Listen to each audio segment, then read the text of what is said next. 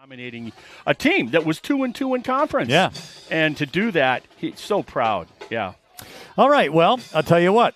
Marty did get a chance to interview Coach Selgrad before the game. It's a short little interview, but nonetheless, we're going to hear some of the coach's thoughts, and let's go to that interview right now.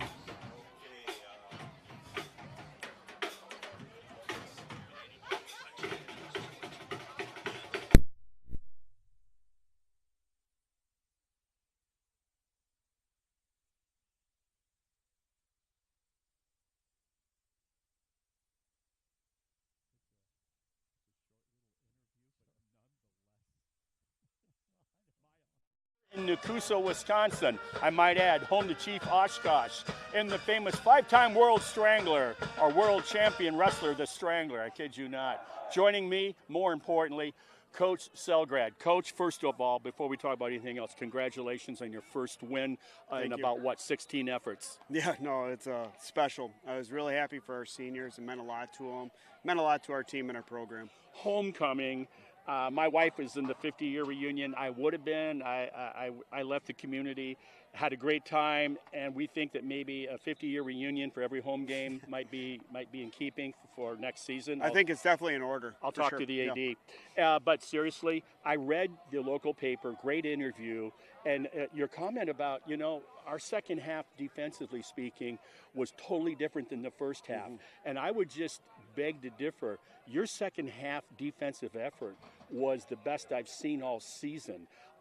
In my opinion, I hadn't seen the defense attack the way they were attacking as opposed to reading and reacting. Yep. They were attacking, Coach. Yep. They made the opposing quarterback totally take him out of his comfort. Absolutely. As proud of the way we responded. We challenged them at halftime and said, these are going to be the most important drives of our season. And they bought in and they did it. And, all the credit goes to the kids. The rushing game speaks to itself. We know Parker Stellmacher. What was really interesting was the younger kid. Yeah, absolutely. And the way he is coming on just makes you so much more effective. You didn't pass a lot, but when you did, oh my. Yeah, we made it count. We got to make it count when it happens. Yeah, so. And it's like the script is like you were just a little bit ahead of them in the second half on the play calling. Mm-hmm. You could see that. And then I'll finally ask you about special teams. Yeah. Coaches will tell you at any level it's a third of the game, but very seldom do you see it. Do they take the time and the attention spent on it? What a great effort it was by special teams. Oh, absolutely. It was a complete team victory. It really was. And we spent a lot of time in special teams, and we started that, in July even. So it's an important part of the game for every football team, and so it reflects on Fridays, especially last week. I was glad to see Kessinger, and he's done this all year. He's under a lot of duress often in a lot of your games this year where he almost has to short leg that punt to get it off. Yeah. Doing a heck of a job. That one that was down at the 1-yard line, outstanding. Yep. Let's move to Nekoosa now. They're tied with Wisconsin Dells because Berlin said, we ain't letting you out of here. And, Joe Stellmacher, call off the dogs. 42-6, I believe, was the score last week. Mm-hmm. And they're tied with the Dells for second. Yeah. And you look at the numbers right away, you're going, this is a one-dimensional team pretty much. They run the ball. Yep. And that's what we got to do. We got to stop the run. I mean, that's how you got to win high school football games anyways. But, they do a great job running their offense. It's very deceptive. So if you get caught with all that deception, it's very problematic. So that's what we look for tonight, you're saying. Look for misdirection? Absolutely. Okay, so you worked on telling your linebackers to follow the guards and see where they're going or where they're pulling or what's going on there? Something like that. Okay. Something like that. I'll watch for it. Yeah. Once again, congratulations on that win. It came at the right time. It was rather emotional up in our booth last Friday. Yeah. I can't even imagine what it was with you and your team. Congratulations. Good luck tonight. And next week, we finish up the regular season. Yep, absolutely.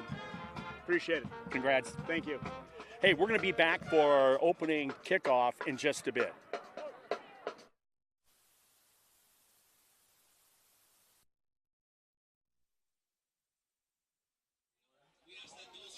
All right, we are back. And thank you to Marty and Coach Selgrad for that interview. And at this time, we are expecting the Nekoosa Pep Band to play our national anthem, and let's listen in.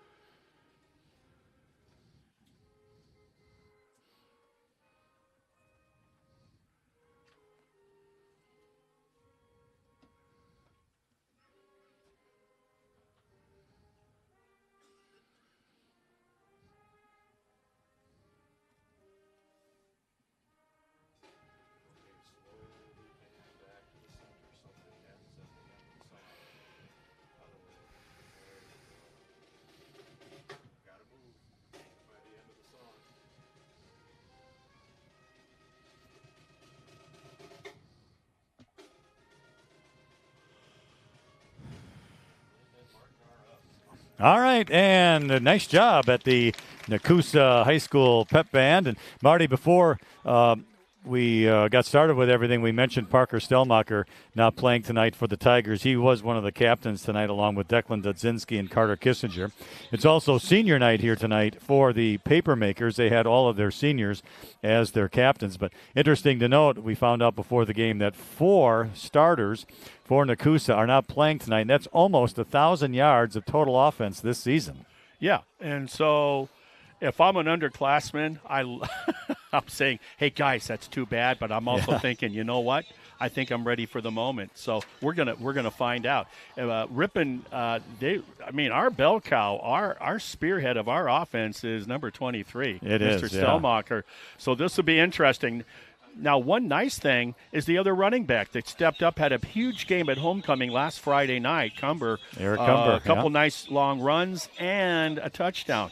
And so he's going to get more touches for sure. What I'm interested in is, 1, who's going to be the other running back, and 2, how much more passing does Coach Selgrad feel compelled to put the ball in the air? As one coach one time said, I prefer running the ball because when you throw the ball, 3 things happen and only one is good. Yeah. It either falls incomplete, you catch it, thank goodness, or it's intercepted. Yeah. So, Totally agree. And last week, Stellmacher did have 142 yards rushing, but as mentioned, Eric Cumber, he had 70. So, we're going to see a big dose of him tonight, I am sure. Yeah, you would think so. Yeah, I would totally agree with that. Both teams are going to have players that are going to get more opportunities, more touches, if you will, with the pigskin than what they probably are accustomed to having. So I kind of makes it exciting for us up here in the booth. Are we going to see some new potential stars blossom here tonight, given their opportunities because of all the players with Nekoosa that aren't playing, and with the head, the leader, offensively speaking. And I don't want to undersell Stellmacher's part on defense as well. Oh, no kidding. That senior leadership in the back, that linebacker, edge kind of guy will also be missed, his experience. And let's see, for Nekoosa, they are a run-heavy team. Oh, my goodness. I mean, they have 5 players with 150 yards rushing or more on the season. And so it'll be interesting to see how that is tweaked tonight or not. Yeah. And last week, of course, we saw Nathan Hansen, another long pass to Declan Dudzinski. It's another beautiful evening. The turf is fast. We know Dudzinski's fast. If you can get him the ball out in the open, look out. Well, that's one weapon for sure, a big one. The other thing I was listening to you. Now I forgot the point I wanted to make.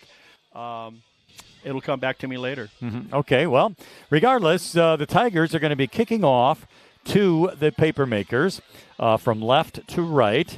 So the Tigers will be defending, which I believe is going to be the north goal here tonight at Nekoosa. As mentioned, it is a really just a fantastic night once again for high school football. We have been so lucky all season long to have ideal weather, and tonight certainly is no different. It is currently 69 degrees here in Nekoosa, and it's just basically perfect football weather.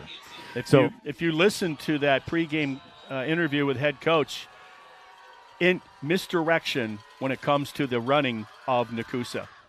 So the Tigers will kick off. It'll be taken at the 16-yard line, out to the 25, right up the middle, crossing the 30, 35, still on his feet, heading to the outside, 45, midfield, and down he goes. That's going to be Nash Kirchmar, who is the quarterback for this Papermaker team. He, should have been, I think Coach will tell you, should have been stopped inside the 30, and instead give Nash credit. He got another 20-plus yards. And he is wearing number 10. He is a senior. He's 6 foot, 170 pounds, and just an overall good athlete, not only with running the ball, but also throwing the ball. One of the running backs is this junior, Eli Anderson. He will be started at the right, now moves over here to the left. Tigers switch defense as well. Kirchmar's just going to keep it off of left tackle. Found some room, 45-40. He's dragged down at the 39-yard line by the Ripon Tigers, Declan Dudzinski. They're going with a full backfield, full house backfield, and then two tight. So there was no mistake in there. There was nobody out at wide receiver or slot back position. So as we mentioned earlier, they are a run-heavy team, that is for sure. A lot of high school teams are that. But here we are again, tight formation. It was a big gainer to the Ripon 39-yard line, first down and 10. Here's a handoff to the running back, big hole, 35-30, down to about the 26-yard line, and this time making the tackle for the Tigers is Travis Cumber. I'm seeing some defensive linemen taking a side. You can't do it. You got to hit square up. You take a side, and you're paying the price. You're taking yourself out of the play. Let's see if they can tighten up here. That's a 13-yard pickup to the Ripon 26. 2 plays, 2 big gains, 2 first downs. Here's a handoff to the running back right up the middle. He's going to get to about the 20-yard line before he goes down, and that running back is Owen Hugesteger. I'm trying to think what the score was when they played Berlin. I want to say 22-0. Yes. So that right there tells me Berlin, who just wiping out a bunch of teams. Nekoosa's for real. To the 20, gain of 4, second down. Check that, gain of 6, second down. And for Hugesteger, the running back is just a sophomore. Strong side left. Look at that. Up the middle. 15, 10, inside the 10. Down goes the running back, Declan Dudzinski. There on the tackle. Outstanding blocking by this front line for Nekoosa. They just clear it out. Running back stays tight to the blockers. That time it was Justin Thielen, the senior. He wears number 14, 5'9", 160. He was one of the names we were talking about maybe before they went on the air. He might be one of the recipients of the players that aren't out there tonight. Kirchmar goes to the shotgun. He's going to keep it, goes to the right side, cuts in. He's inside the 5, down to about the 2 before he goes down. So the Tigers were able to hold off a touchdown there after a gain of about 4 yards to the 3. It'll bring up second down and goal from the 3. Well, they're going to have to stop them 3 times, Ripon. That they are. So here we go. Quick count. Thielen's got it. That's it. Up the middle. It's a touchdown for the Nekoosa Papermakers. On that drive, they went quick count about 3 times, and it looked like a couple of those times Ripon was not ready. 9 minutes, 16 seconds remain here in this first quarter, and Nekoosa already on the board.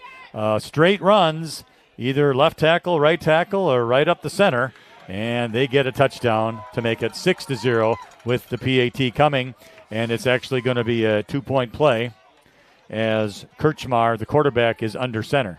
Now he backs up to go into the shotgun. Power to the left. He's going to keep it, goes left. He's not going to make it, is he? Nope, he got stopped down. Good job by Ripon. It's going to be a loss of a couple of yards, and I think making the tackle out there for the Tigers was Logan Stewart. Good luck. I'll let you call the numbers out. I thought it was Stewart that time, yeah. Yeah. Excellent. So there's a little something you can go off to the sidelines with your coach and feel a little better about. Well, one thing, as the season has gone along, Logan Stewart, just a sophomore, he gets his nose in there into those tackles, and there's another example on the tackle for loss. Well, you say Lynn, just a sophomore. Do you realize there are 9 offensive linemen for Ripon. Only 2 are juniors. You're looking at underclassmen and a couple of seniors, the rest of them. Seniors will be gone. They have almost all their intact offensive, defensive linemen coming back next season. The Tigers do. We'll see if Ripon can continue on with their strong offensive showing that they had in the second half last week.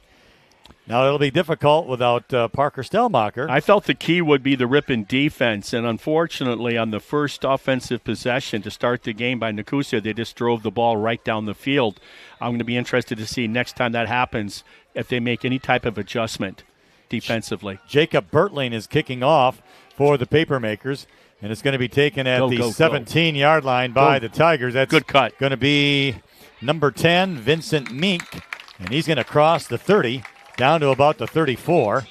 We have a Tiger getting up a little slow. That's Carter Kissinger, and that's his right leg, lower body there. Geez, Louise, his ankle. I mean, you got your defensive back, your punter, limp, and he's in considerable pain right now with that ankle. Yeah, he went off the field. Yeah. Mink, by the way, I was going to say on that return, made a great cut, and because of that, got almost to the 35-yard line. Good job by the 10th grader. All right, so here come the Tigers. Nathan Hansen at quarterback. Travis Cumber behind him in this I formation out of the shotgun. Gets the handoff, and he's going to cut up the middle. Nice move. Cross the 35 to the 37. So a gain of about 3 or 4. So a good start for Ripon. Yeah, about a 3-yard gain. They can't afford to do 3 and out. Also because you don't have your punter right now, so whoever is backup better warm up. Well, I see Kissinger on the far side. He's walking, he's limping. But he's still limping. He's limping. If you're limping while you're walking, you can't run on it. That's too bad. Well, we have a clock stoppage here. Unsure why. But now it started up again. I know why. WIA. Second down and 7 from the 37 for the Tigers. Hansen awaits a snap, has it. Here's Cumber, right side. Oh, great job. Maybe got to the line of scrimmage before he was brought down. Yeah. Good job by 59 for Nekoosa. That's Bertling. He just submarined him. Great job at the ankles. Loss of 1. Yeah. So that puts the ball back at the 36 to make it 3rd down and 8 here for the Tigers. Clock rolling. They're behind 6-0 as Nekoosa took the opening kickoff and drove down the field for a touchdown run. Safety over the top is about 10 yards off the ball. All right, 3rd and 8. Hansen back to pass, looking across the middle. Caught at the 45, out to the 49, Dylan Martina. Martina, what a reliable, really unsung hero this year. Doesn't have a lot of catches, but when he does, some of them are touchdowns. And that was a nice-looking play, and it's a Tigers' first down. Yeah, Hansen, talk about confidence. Anytime the quarterback, you connect on that first one in a 3rd and long situation to maintain possession, huge play for the Tigers. From the 48 is where the officials will mark it. First down and 10 for Ripon. Hansen awaits the snap. Cumber up the middle, midfield, into Nekoosa territory, but not much. They do such a nice job. When it looks like he's really going to go for it, both sides collapse, and they're getting him from the side and getting into his legs from the side. So up front, it looks pretty good following his blockers, but it's caving in too quick on the sides. The ball just on the Papermaker side of the 50-yard line. You'd like to see 5 yards here, Lynn, to make it 3rd and manageable, as that new phrase is. So we're going to call it a gain of 2, 2nd down and 8. Hansen awaits the snap, has it. Cumber again, trying to the outside, cuts in. Tripped up again. Got tripped up. There was some open space there, but the tackler for Nekoosa was able to get a hold of the 43. Ankle, and down he went after maybe a half-a-yard gain. Great job by 43, Boswell, Darian. Once again, I'm seeing these running backs for Ripon being upended at the ankles. Shoestring tackles. They seem to have the franchise on that. So that's maybe a gain of 1, we'll call it. And it's going to be 3rd down and 7 for the Tigers. Let's see if they blitz. 4 defensive down linemen. They play it straight up. Pass. Caught. Declan Dudzinski to the 39. Another first. And that's another first down for the Tigers. Just a little hitch, and he just broke down and stopped when he was in front of the safety. And what a strike that was by Hansen, 2 for 2.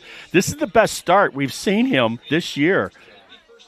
Very nice pitch and catch by Hansen to Dudzinski. Hansen's throwing darts on both of those 3rd and long completions. No hesitation, and he's throwing him right to the bullseye, right to the chest of the receivers. Nice-looking drive at the 40-yard line, 1st and 10. Here's Cumber, and no, I take that back. That's going to be Vincent Mink on the carry and Mink maybe a yard just inside the 40. That's number 10. He's a sophomore. Yes, sir. And I guess the officials will say no gain as we approach 5 minutes here in the first quarter.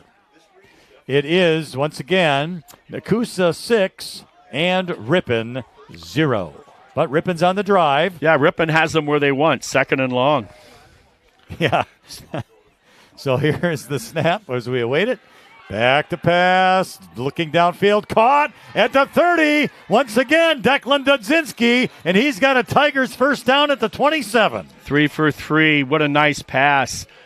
What a nice pass. And that was a deep in route by Dudzinski. And if you don't think Hansen feels a lot of confidence going to number 3, fellow senior, after that 66-yard touchdown pass a week ago in the second half, that was really instrumental in terms of really almost like not putting the visitors away on the scoreboard, but the momentum it gave Ripon was huge.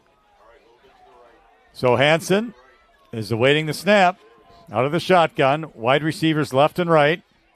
Good snap. Here is Mink again. No room to run, and he just lucky got back to the line of scrimmage. That's Vincent Mink. Talked about the offensive line for the Tigers last week, particularly in the second half. Not a lot to talk about in the first half, but certainly took over and controlled the line of scrimmage against Boston a week ago tonight. And what Ripon needs to do is kind of get back into that groove and kind of think about what they were able to accomplish. Got some good size. It's not just the size that I can tell by the Nekoosa front defensive forward linemen. Their athleticism. Mm-hmm. They all seem to have really some good, quick feet.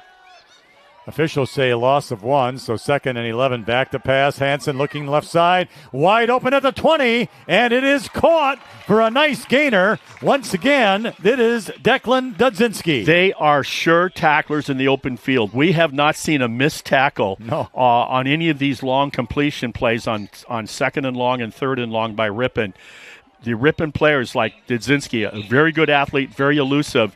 Even in space, he is being brought down one-on-one. Very impressive athleticism on the defensive side of the Papermakers. Gain of 8 to the 20.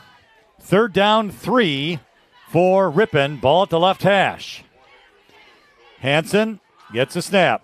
Cumber up the middle. There you go. He's going to be short of the first down. I don't know. But maybe probably got a yard or so. Maybe some of these defenders for the Papermakers are Cowboys, because I'm seeing a lot of lassoing out there, just wrapping up on those legs and getting them down to the ground. Well, now here's a big play for Ripon on this drive, Marty. 4th down and 2. Yeah. Looks like Carter Kissinger's back in the game, Marty. I see him running in. Standing there at the 28. I tell you. I can just share with you. I got ankles by Jello. I got the patent on that, and when it's like that, it ain't coming back for me.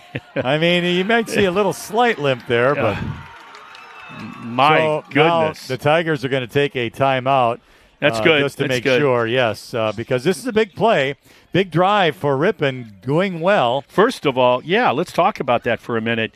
In their first possession, coming off of the nice drive to start the game by the host team to go up 6-0. Ripon gets the ball. It's 3rd and long. It's like, hey, punt return team, get ready. Boom, pass, first down.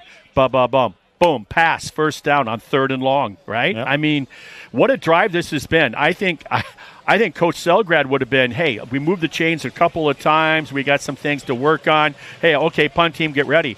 No, they march down the field, and they have a legitimate chance to go 1st and 10 inside the 15-yard line. They really do. But this is a big play, 4th down and 2. Pass. It's got to be a pass. They have not shown the ability yet to run this ball for any type of yardage. So we're about to find out what Coach Selgrad's going to call. I don't know, because the ineffectiveness of our run, if play-action pass even works for the Tigers right now. 2 receivers right are Kissinger and Declan Dudzinski. But I know one thing from Nekoosa. All of Ripon's success has been over the top so far. Hansen, here's Cumber. He's got the first down to the 15-yard line. Woo! the Tigers spread out the defense, and Cumber was able to get up the middle for a first down. It was worth the timeout. It's one thing to run the ball, but like you just said, it's another to say, oh, how do we want to do this? Let's spread our offense, which forces them to spread the defense, and then we attacked, I guess, behind the best part of our offensive line that we like. What a great effort on fourth and on a fourth and must. Yes, yeah, it was. And so the Tigers get a 5-yard pickup to the 15, and it's going to be first down and 10. Kissinger wide to the right.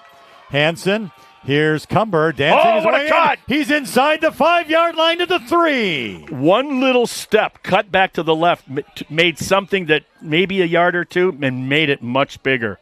Great vision by that running back.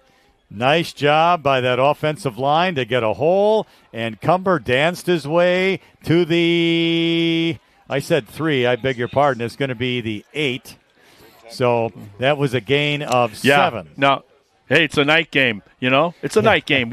And how old are we now? Yeah, okay, yeah. I guess I got a little too excited there, but regardless. If only they get newer lights out here, right? Yeah, second down 3 from the 8. All right, here's a handoff right side, cutting up the middle. No gain on the play, and that time it's Vincent Mink on the carry. Mink has had some difficult time finding some holes there. Looks like he might have even lost a yard. Yeah, the penetration with those quick-footed, big down linemen is impressive by the Papermakers. So this is probably going to be the last play of the first quarter. We're at 18 seconds. A fast quarter it's been, for sure, has. with completed passes and mostly running. 3rd and 4, back to pass. Hansen, he's looking to the left corner, and he overthrew the receiver, which was Dylan Martina. Hey. So that'll bring up 4th down. He did the right thing. If you're going to miss him long. You miss him short, it's picked off for 6. So, yeah. He's had some interceptions, this being his first year playing the most difficult position in football at quarterback. It's going to be, I think any quarterback could be telling you if that's not on the back of your mind once in a while about an INT. That's the right miss to make on 4th down. Kissinger wide to the left on this 4th down and 4 play. Back to pass. Hansen across the middle. Is it picked off? And is it incomplete or picked off? It's picked off. Now, you know what? Okay, we don't complete that for the 1st and goal. They got it. They're inside their own 5. So it's up to the Ripon defense now to improve upon their first effort to start this game when they got scored on. Yeah, that's a tough play. But it was like the receiver and the defender were kind of going for the ball, but they were joined at the hip. Yeah, the defender just had a little better position, and he jumped in front and got it. Yeah. But the ball is going to be placed at the 2-yard line, so it's going to be first down and 10 for the Papermakers at their own 2-yard line. Ripon defense has to get off the blocks and get to that ball. Looks like the quarterback is they did that keep time. And no gain on the play. Good job by the Tiger D. We didn't see that one time on that first drive to start the game by Nekoosa to go up 6-0. Yeah. We didn't see one play in which they didn't run for at least, 5-6 yards? Yeah, the tackler on the Tigers that time doing a nice job was Owen Mueller-Wolf, and he held the Papermakers to just a gain of 1. The officials were going to put the ball at the 3-yard line, and that also ends the first quarter with our first quarter score, the Nekoosa Papermakers 6 and the Ripon Tigers 0. I just love that name, Owen Mueller. Owen Mueller-Wolf, yeah. I mean, and you could say and Sons, and you'd have your own law firm. One thing I have noticed tonight, Marty, that Braden Dudzinski's back to wearing 22 tonight. He is. As I see him in the backfield playing in that fullback position. Now we know that his dad, Mark, has been deliberately telling the coach to do that to mess Marty and Lind up in the press box. And now we know. He was successful until on that drive, I happened to notice 22 out there playing on the fullback position to the right of the quarterback. And so, therefore, Braden Dudzinski's back wearing number 22. Well, wouldn't you know, huh? Yeah. So on a gorgeous evening, and it is a gorgeous evening, boy. And it's probably the second prettiest stadium in the conference from what we can tell here at Nekoosa. They did a nice job. That N you see in the middle of the field, we are not at Northwestern University. Okay. All right, so it's going to be 2nd down and 9 for the Papermakers. The quarterback is under center, Kirchmar. And he gets and hands the ball off. Not much room across the 5 to Pretty about good the job. 8. Goes the running back. The Tiger making the tackle was Weston Page that time. Oh, and a nice job by the left linebacker for Ripon. He gave up his body, and he got over there, and he took a brunt by the legs. But, man, he had a lot to do with that stoppage. Nice job. Gain of 5, but this is a big 3rd down for the Tiger defense. Yeah. 3rd down and 4. If I'm Ripon, I really think about that second half, how they attacked Mauston. They didn't hit a little bit of a blow and then try to read and bend. You have to attack. Here we go. Kirchmar to the running back, and he's got some room to the outside. He kept it. He faked me out, but he kept the ball, and he's crossing the 30 and 40 and to about the 45-yard line. And that was a great fake by the quarterback, Marty, Nash Kirchmar. Pre-game interview, Coach Selgrad said what? They're really clever with the ball, a lot of misdirection. That's an example of you reading and what you think he's doing, and he didn't. And the nice thing on that tackle is Senior Kissinger, and he's getting up and he's gimping. He's limping. He's out there playing. He makes the touchdown-saving tackle. Well, it was a big gainer out to the 45-yard line. So that's going to be a gain of about 38 yards on the run. And it's 1st down and 10 here for the Papermakers. Now Kirchmar goes into the shotgun. Strong side is Blitz. the left side. Back to pass. Cross the middle. Caught at the 46 of Ripon. He's going to break a tackle. 35 down to the 32 is Damian Armstead, the senior wide receiver. I'll tell you, the difference on that play is the first would-be tackler for Ripon had him around the legs, and he's waiting for help. And that help took a little bit longer than I think it should have, and that was the difference of the play. And this is a gain down to the Ripon 32-yard line.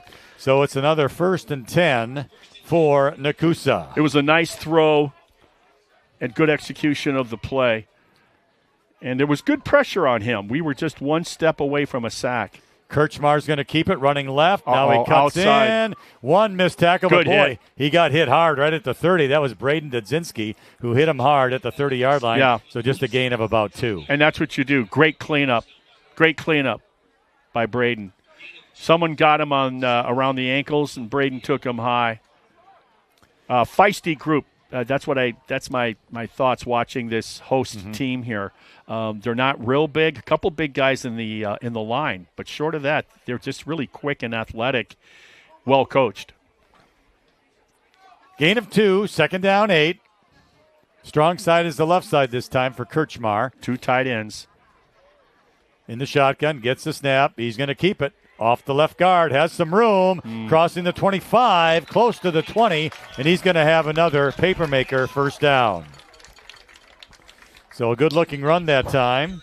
Looked like Eric Cumber on the tackle for the Tigers. Yeah, this type of offense with power running. And here, what I've always said about Joe Stelmacher and his dad's teams before he was even born. Too tight, Berlin High School, too tight. Here we come, stop us if you can.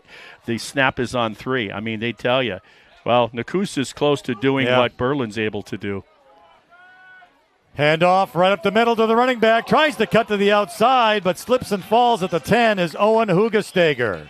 You like saying that name. Just a sophomore, too. Hugesteger's just a sophomore. So he went down by gravity there, Marty. 5'8", 140. And he got to about the 9-yard line. So 1st down and goal for Nekoosa. That was a quick hitter right up the middle. Yeah, they don't go wide. You don't see them running off that C gap. They're pretty much A, B. They're right inside or just off tackle. Left side now is the strong side. Out of the shotgun. Fumble. Oh! The quarterback couldn't handle the snap, the direct snap. It goes down on the ground, and he was able to recover himself, Nash Kirchmar. Yeah, unfortunately, there were no white jerseys around him yet. Not yet. They were close, though. But they weren't quite there. So, loss of 1 to make it 2nd and goal from the 11. 8 minutes left in the first half, still 6-0. Yeah, the clock has been moving fast here. Knocking on the door, the Nekoosa offense The passes have been complete, and other plays have just been runs. No penalties yet either. All right, Kirchmar's going to keep it. Left side, gets inside the 10 again, but not much more than that before he is driven down by the Tigers, Braden Dudzinski, and it looks like Nekoosa is going to take a timeout. That's good news for Ripon, because I'll guarantee you right now that defense is gassed. And it'll be a third down play, third down and goal from the original line of scrimmage, which was just inside the 10, and we called it the 9-yard line. The timeout comes with 7 minutes, 38 seconds remaining in the second quarter. Marty, what do you got in the conference tonight? I'm going to talk first. We're going to talk about this game. This drive started on the 2-yard line. Yes. On an interception. Ripon's only possession of the game. They drove it all the way down until it was picked off on, was that fourth? Yes. And you know, so good for Ripon. I mean, they haven't been able to do that much this year. They're going against a team in conference that has one loss on the year. So they're going toe-to-toe with them, and that's without Stellmacher. I was going to say, that's huge. Absolutely huge. This is only the third drive of the game, and Nekoosa's had it twice. Ripon's isn't had it that once. something? 3 possessions between right? the two, and here we are 7.5 minutes out from halftime. All right, third down goal from the 9 after the Nekoosa timeout. Kirchmar goes back in the shotgun, strong side left. He's going to keep it, but run to the right, cuts in. He's at the 5, and he didn't get into the end zone. He's at the 1, inside the 1-yard line before he was brought down. And the tackler on the play was Travis Cumber. Is he? That's the best view I've had of him in this game. What you always hear that term, patient runner. This guy is patient, and it's almost like he knows where all the blocks are coming from. And he just kind of glides. I don't see really, really busy feet. I'm just seeing a guy gliding, and yet seems pretty physical too. So it's at the 1-yard line, and 4th and goal. And here is a handoff up the middle, and Owen Hugesteger gets the touchdown run. Yow. Nice going. Now with 6 minutes and 56 seconds remaining in the second quarter, it's now the Papermakers 12, the Tigers 0, and the Papermakers will do the 2-point conversion. And I made a mistake on the touchdown. It was actually number 6, Eli Anderson. I knew, I'm going, it's not a 3, but I'm not sure what it was. It was number 6, yes. Yeah. Which is really 2 3s facing each other. 3 plus 3, All right, Kirchmar under center. And there is Hugesteger, and he gets the 2-point conversion off the left guard.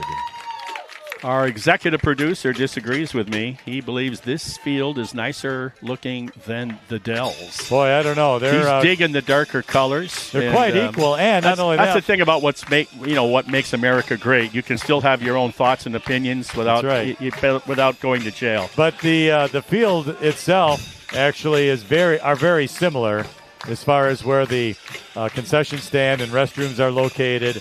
The track around the field. So, we had that really pretty high school building with all the glass and the light in the lit-up building. At the Dell side. I was taking into consider maybe the whole complex. But very nice, to say the least. And I think what our crew, our cameramen, our executive producer, the guys with all the bells and whistles, what they like the best is this new modern age lighting. You don't get all the glare because they got those lights about 15, 20 feet up in the air on the pole that shine directly down.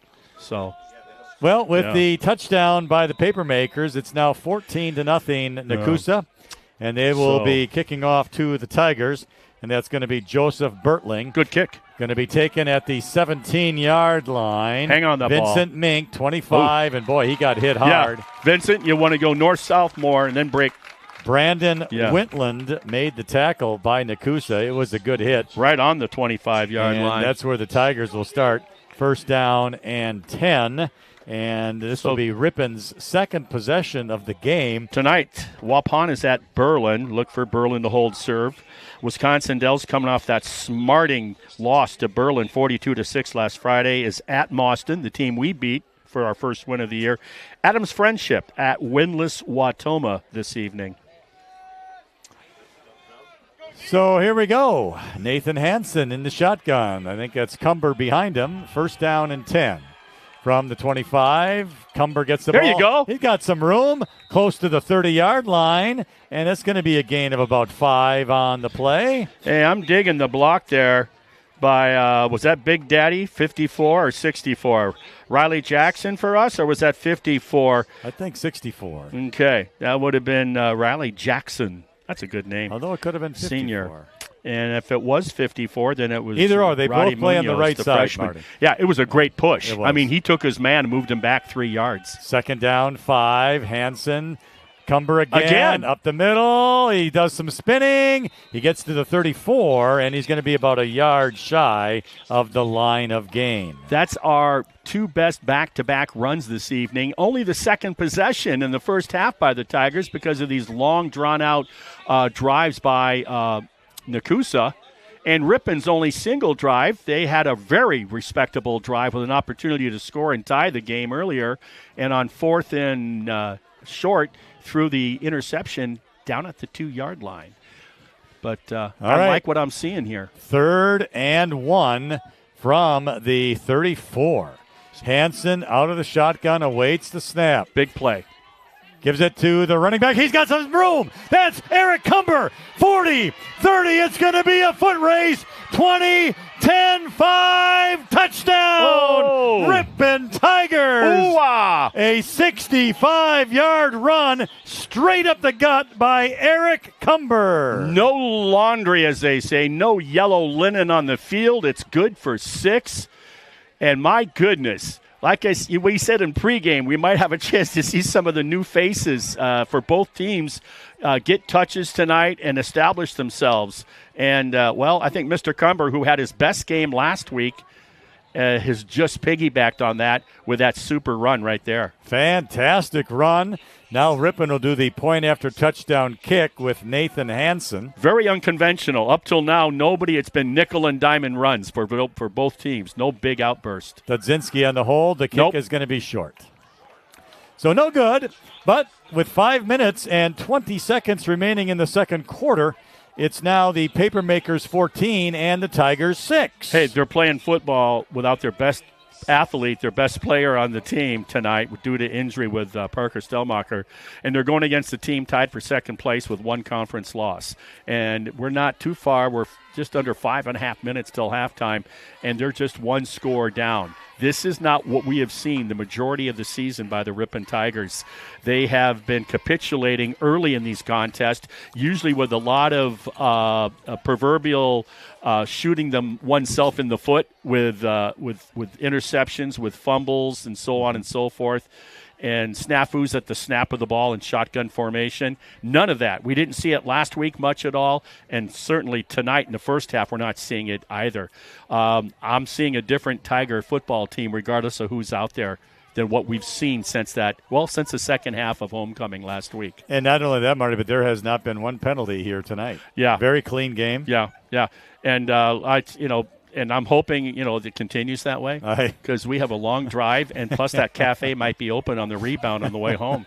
I was hurting from my coconut cream pie walking up here, but that if they're going to be open late, who knows? I had the Philly cheese sandwich, but I might have to go for the Reuben if they're open on the way home. Yeah, I had the fish fry and, blueberry cream pie for dessert. Hash browns. That off? Hash browns, awesome? Extra crispy. Get in the end zone. Look at that kick. It was actually blueberry cream cheese pie. Yes, and I had coconut cream. That was not made by Marianne from Gilligan's Island. Yeah. Yes. Oh man, that pie was delicious. Yeah. It never had a chance. I never seen a man unhitch his jaw. I've seen an anaconda do it. I've never seen a guy do it with a pie. We're going to try and get Ripon to come to Nekoosa every fall. Yeah, we are. Even our homecoming, we're going to request that it be played on the road at Nekoosa, so we can hit the West River Cafe. Absolutely. And we had the same waitress we did as a year ago at the counter. All right. The touchback, 1st and 10, 20-yard line for Nekoosa, 5:19 here in the second quarter.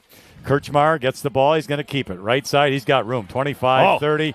Breaks a tackle, 36-yard line before he's brought down by the Tigers' Travis Cumber. Big gainer. I don't know how to describe this guy. If you look at the quarterback that ran till the cows came home in the first half last week from Austin, very animated, very physical, good size, and just ran like a fullback with a little bit halfback speed. This guy, almost, I hate to use the word, but almost unassuming the way he runs. Like he's almost indifferent, but he delivers a blow, and he's just very patient. Good athlete, 6 foot, 170 pounds. Yeah. He's under center on this one, and now he's going to hand the ball off. Big hole, 40. Oh, 45, stiff arm. Breaks a tackle, midfield. What a one stiff guy arm. to beat, but he's not going to beat Travis Cumber, who takes him down. The last man standing for the Tigers before the end zone. And Justin Thielen gets a big gainer. Give it up to Travis Cumber. Someone forgot to tell that guy that he's just a sophomore because he went up there at the head, and that runner had just got done stiff-arming his teammate, and he saved a touchdown. All of a sudden, this game is opening up offensively for both ball clubs. From the Ripon 35, first down and 10, Kirchmar out of the shotgun, strong side right. He's going to keep it. Right guard up the middle there, 30. Look. And he's going to be swung down out there by Braden Dazinski. Hey, I thought they were fighting for the ball a little bit. It's the lead blockers. Once again, we get a great view there. The lead blocking by this Nekoosa team, they are right in, what's the word? They're working so well together, right in unison with their blocking. And it's like a tight formation, like a flying V, a flying wedge they used to have in the old days of football. So I've been told. Yeah. So it's going to be a gain of 7 yards. And now it looks like Nekoosa is going to take a timeout with 3 minutes and 20. The clock is still with 3:25 remaining here in the second quarter. Once again, that is perfect for this Tiger defense to get that timeout called by the Papermakers. They need water, they need rest, and they need some advice from the coaching staff. But it was a 65-yard run by Eric Cumber. Indeed. For the Ripon touchdown. And now Nekoosa is on the drive here with 3:25 to go in this second quarter. And his younger brother, Travis, assumption's the mother of error. I'll assume younger brother. And I used to do that with the Dazinskis, and I was wrong, right? Yep. And he saved a touchdown earlier in this drive. So the Cumber family very much involved here. All right, so after the timeout, it will be second down and 3 from the 28. Nash Kirchmar out of the shotgun, strong side right. He's going to go back to pass, fakes it once, throws it again, and it is caught for a touchdown. Good defense, but the receiver. It was very good defense. Eli Anderson was able to get the ball away from the defender, and it's a touchdown. Yeah. Heck of a play. It was indeed. And the right call. I mean, they are running the ball up and down the field. Anytime you got that play action pass comes easy.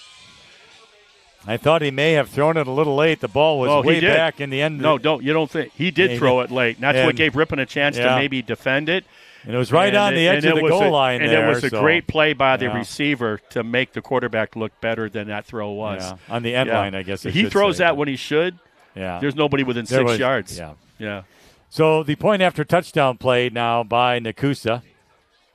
Man in motion to the right. Handoff right up the middle. And the 2-point conversion is good by Owen Hugesteger. So Nekoosa scores quickly here on their third possession. 3 minutes, 17 seconds remain in the second quarter. 3 possessions and 3 touchdowns for the Papermakers to make the score now Nekoosa 22 and Ripon 6.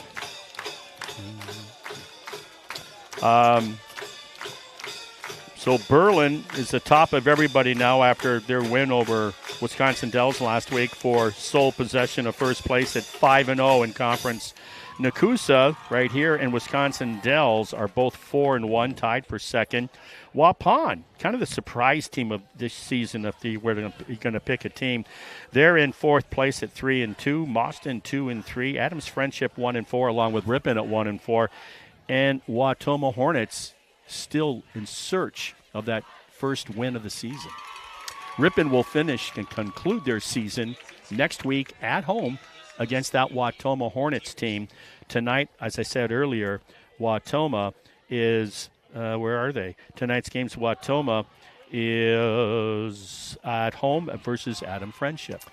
Vincent Meek on the return. He got it at the 15-yard line and brings it out here to about the 37. They have 3 minutes, 11 seconds to work with in this second quarter. Good return to take it from there to where he ended up, and that's good field position for Ripon. And so what have we seen now with Ripon? One, they got their rushing game on their second only possession of the first half. They got their rushing game going, and not even before the 65-yard touchdown run, they got that going. They're getting hunks of yards now in 5 and 6 yards, and then the passing game came out of the gate right away in their first possession. So they got balanced offense so far in the first half. Ripon's third possession of the half. Hansen back to pass. Cross the middle. Caught by Dylan Martina at the 45. Gets out to about the 46-yard line, maybe 47, depending on where that official will mark it. If I'm Ripon, I think it's going to be a first down. If I'm Ripon, I'm going hurry up here. I mean, you're below 3 minutes now. You're not even in their territory yet beyond the 50. You got to be thinking about scoring here, and I don't like all this time they're taking, quite frankly. A gain of 10 to the 47, so first down and 10, and a nice-looking play from Nathan Hansen to Dylan Martina. Yeah, I love what they're doing here tonight in that passing game. Hansen gets the snap, back to pass, look out left, got hit hard, but caught. That's Braden Dudzinski at midfield. And he's going to go down after a gain of about 3. What a great defensive play. Yes, that was Dudzinski. Great defensive play. So it's a gain of 3 to midfield. He doesn't make that tackle on Dudzinski. And I'll tell you right now, Dudzinski's going to be at least inside the 30-yard line. Yeah.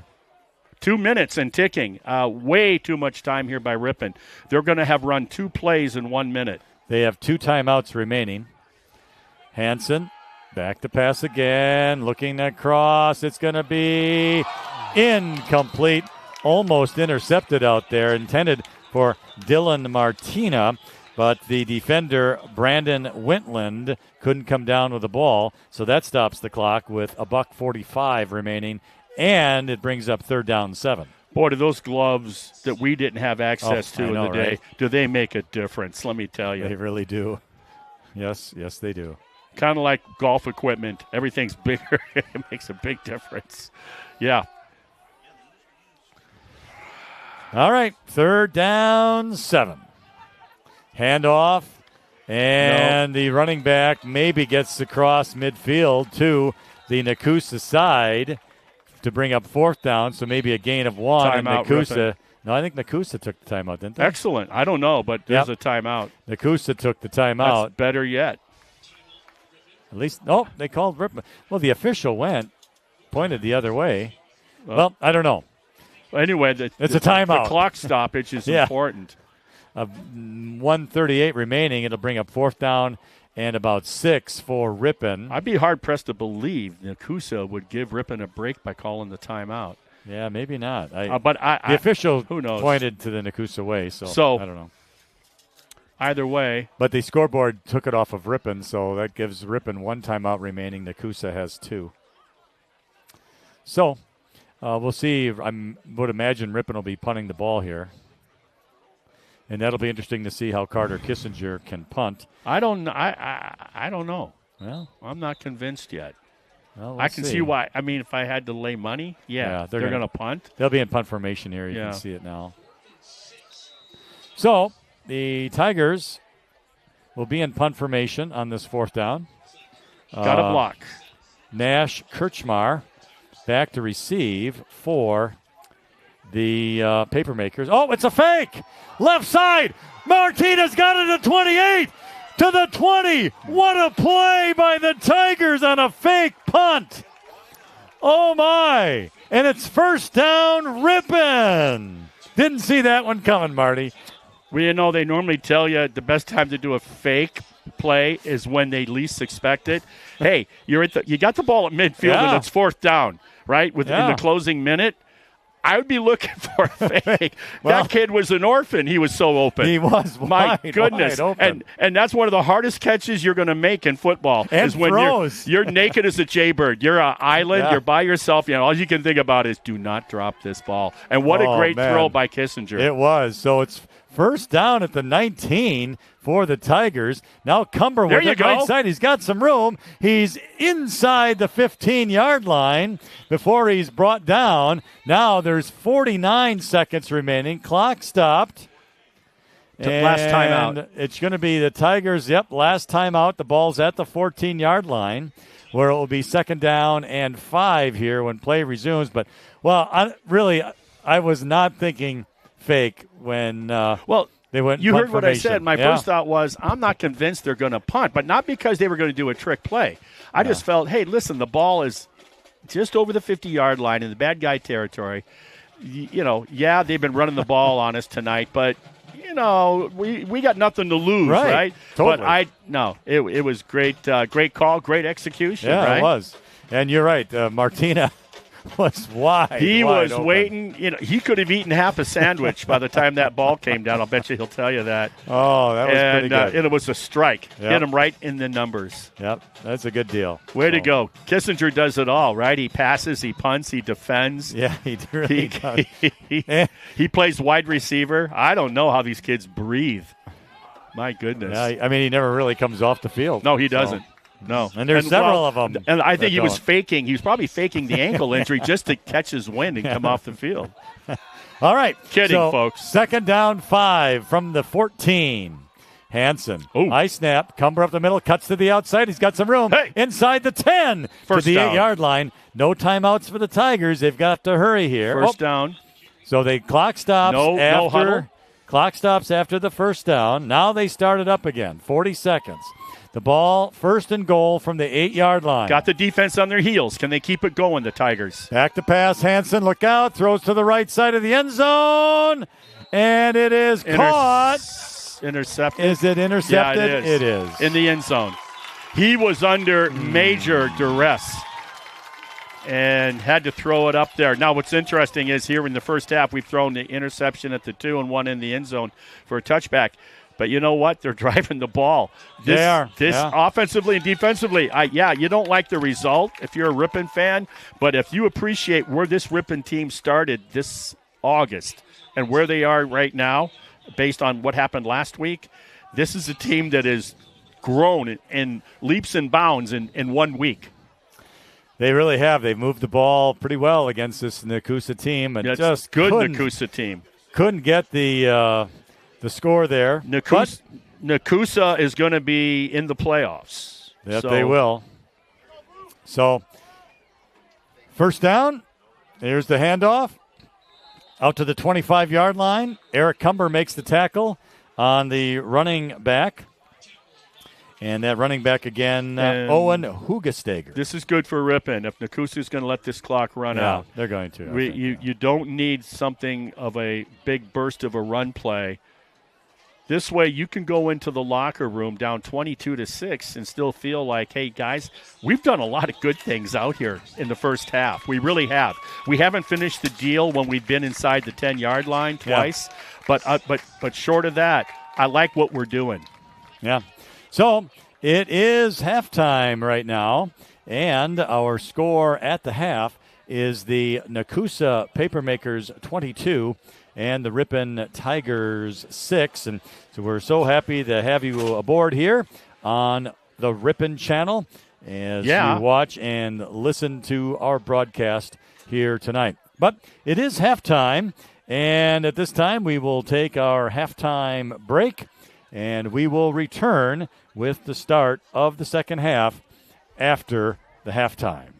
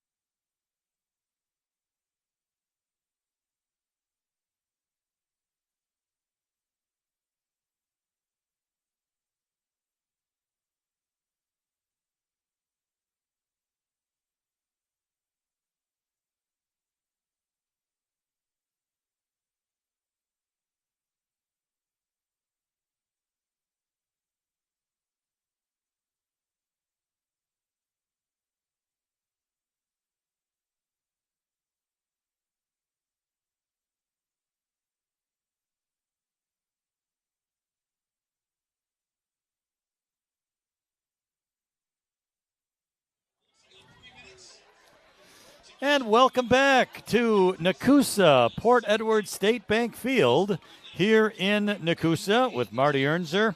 I'm Lynn Krause, and the halftime festivities are just about over. We want to thank that Nekoosa High School band. They really did a nice job playing some music here to fill the halftime up. And the beautiful night continues, and we're glad to have you here at youtube.com/Ripon channel. And Marty, it is 22-6, Nekoosa in the lead. Both teams had the ball possessions three times in the game. Nekoosa fortunate to score 3 touchdowns. Ripon drove on their second drive of the game, got a touchdown, but their first drive and their third drive inside the 10-yard line resulted in unfortunate interceptions in the end zone. Yeah, you could even say inside the 5-yard line. But it's going to show the potential of the offensive unit without the bell cow, Parker Stellmacher, due to injury, inactive tonight. And that they didn't use that as an excuse. They were able to still move the ball, particularly through the air. Yes, he's got 2 interceptions, Hansen does, but, man, he's got some darts tonight, too. He was 3 for 3 to start the game on critical third and long situations and was able to keep the chains moving. So there's a lot of opportunity there for the Tigers. I think they got to feel pretty good about themselves. But you got to be playing like, you know what, our backs are to the wall. We need to come out here aggressive. We can't be satisfied. We can't be thinking about how we did okay in the first half. We got to be thinking about, guys, a couple of times, like you just described, Lynn, we didn't finish the deal when we got down in that red zone. Right. So let's see if we can put an exclamation mark on our next opportunity, and that opportunity is right away to start the second half. Yeah, the Tigers will receive the kickoff. The Tigers also scored their only touchdown on a 65-yard run by Eric Cumber. And, you know, we talk about Parker Stellmacher, his accolades, getting to the outside, his speed down the sideline. That was exactly what Eric Cumber did. He broke through the line to the outside, sprinted to the end zone, and he beat the defender. If I knew that jersey number wasn't 4, and you had a 23 on it, we thought we were looking at Parker Stellmacher, and that's quite a compliment to Mr. Cumber. And the other thing that we have not seen all season long, and we are, 8 games into the season. I know where you're going with this. 0 penalty flags. Yeah. That's just unheard of in a high school game. No, obviously these guys have tickets for the Badger game, and they got a long drive. Well, it's in New Jersey, but regardless, like I said, you better get going. That's a long drive. But that is something that clearly we haven't seen from the Tigers all season. Unsure about Nekoosa. But regardless, that also gives you an idea how the Tigers have matured. Between the penalties and the mistakes of imploding with turning the ball over in unimaginable manner at times. They've been the last 3 quarters of their season, the second half, or I should say 4 quarters, second half last week, first half this week, a lot of improvement. Absolutely. All right. So the kickoff comes to Ripon at the 20-yard line, and that's Vincent Mink. Helmet. He goes across the 30. Helmet comes flying off, but Mink gets to the 31, and the Tigers will have decent field position. Well, and at first I'm thinking to myself, is that a fumble? Yeah. And it was a black helmet that came flying off. So that player will have to go to the sideline, and he'll probably be back. But from the 31, it's going to be first down and 10 for the Tigers. Again, trailing 22-6 as we begin the third quarter. Got to believe it's a run here. But we've seen from Coach Selgrad, he's willing to do anything at any time. Nathan Hansen in the shotgun. Gets a snap, hands the ball off Cumber left side, has to go deep, cuts in 30-35 to about the 38-yard line, and gains about 7 on the play. That is the best run on 1st and 10 tonight by Ripon. We did have one for 5 yards. This goes for 7. Yeah, and what a great way to start the second half. So, because it was tough sledding when Ripon got their first possession of the game after being down 6-0. They were lucky to get 2 yards on a carry. So here we go. Let's see. And that was wide. That was off the C gap off the left edge. From the 38, second down, 3. Left hash mark, Hansen. Cumber, he's got the first down. Oh, maybe not. He crossed the 40. He's very close to the first down. It's going to be I think he'll be a yard short. Yeah. They're going to spot it 1 yard short on third and just that, needing to keep the drive alive. I thought he was going to get there, but he got tripped up and was unable to keep his feet. So he's a yard shy of the 41 or the line of gain. So it's 3rd down 1 right at the 40-yard line of the Tigers. Old man Kissinger with the limp, the senior, out wide towards the bottom of the camera.